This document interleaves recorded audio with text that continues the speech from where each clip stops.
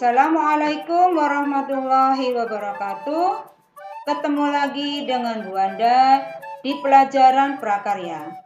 Pada pertemuan kali ini kita akan membahas mengenai ide analisa peluang usaha sumber daya yang dibutuhkan. Kerajinan tangan dengan budaya lokal non-benda adalah usaha kerajinan yang inspirasinya atau ide pembuatannya berasal dari kebudayaan lokal yang bukan benda. Nah, yang dimaksud kebudayaan lokal yang bukan benda itu adalah tarian tradisional, lagu daerah, puisi, cerita rakyat, upacara adat. Langkah membuat kerajinan, kita harus memperhatikan yang pertama adalah menentukan ide. Artinya kita mau membuat kerajinan dalam berupa apa? Misalnya kita mau membuat gantungan kunci. Yang kedua, melihat peluang usaha. Ini artinya kita harus tahu usaha kita ke depannya itu prospeknya bagus atau tidak. Yang ketiga, memperhatikan sumber daya yang dibutuhkan. Artinya kita harus memperhatikan SDM-nya, materialnya itu bahannya, alatnya, dan metode yang mau digunakan. Menentukan ide. Di dalam menentukan ide, kita harus memperhatikan kemampuan yang kita miliki. Sumber daya manusianya bagaimana? Kira-kira bahannya itu ada apa tidak? Bisa mampu membelinya atau tidak? Metode yang mau digunakan itu apa? Yang kedua, carilah sesuatu yang sedang tren. Kenapa kita harus mencari sesuatu yang sedang tren? Untuk memudahkan di dalam proses penjualannya nanti. Yang ketiga, memberikan nilai tambah pada produk yang tersedia. Jadi artinya kita harus mempunyai kelebihan dibandingkan yang lain. Membuat riset dan penelitian di pasar, ini untuk menentukan kira-kira yang sedang tren itu apa. Yang sedang dibutuhkan oleh masyarakat itu apa. Yang kelima, menciptakan jenis produk atau jasa baru. Ini supaya lebih memudahkan kita menjual produk kita. Peluang usaha. Harus memperhatikan beberapa hal. Ini yang perlu diperhatikan supaya usaha kita ke depannya itu lebih lancar.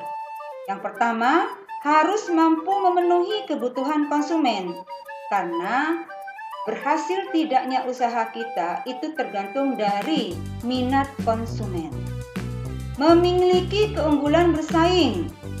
Harus punya kelebihan dibandingkan produk yang lain. Tidak bersifat sementara. Produknya itu hanya bukan dibuat sementara, sekali buat sudah itu selesai. Memenuhi aspek kreatif dan inovatif supaya produk kita lebih bagus. Di dalam menentukan peluang usaha, kita harus menggunakan analisa SWOT.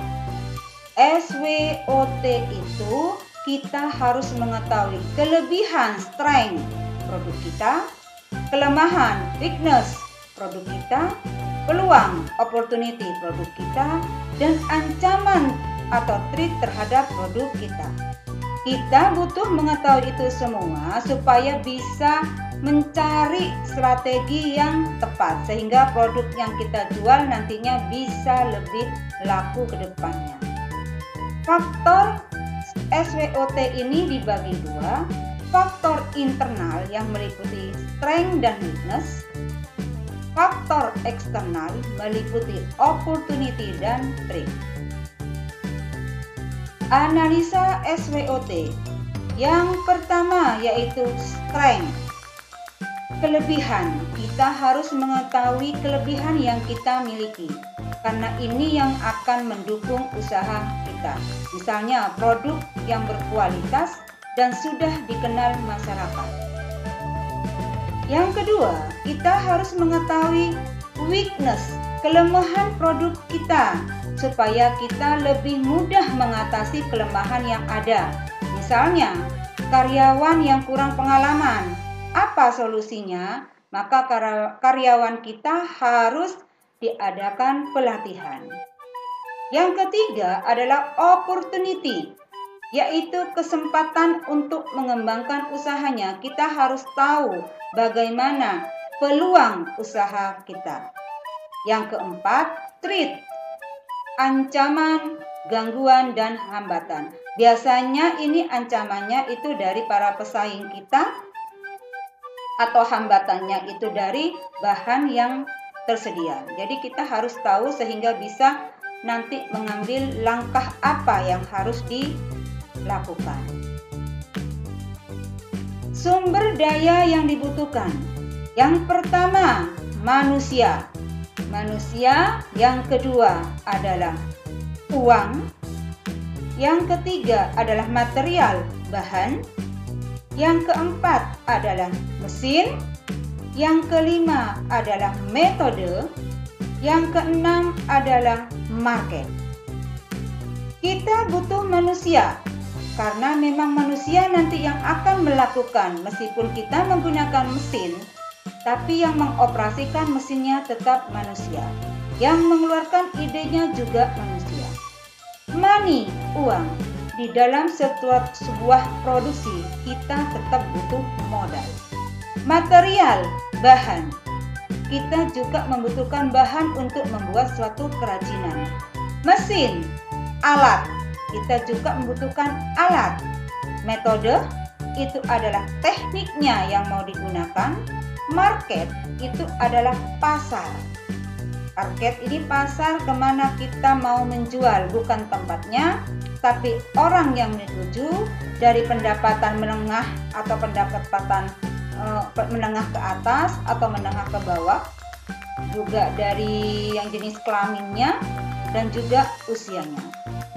Demikian pertemuan kali ini, semoga bermanfaat. Assalamualaikum warahmatullahi wabarakatuh.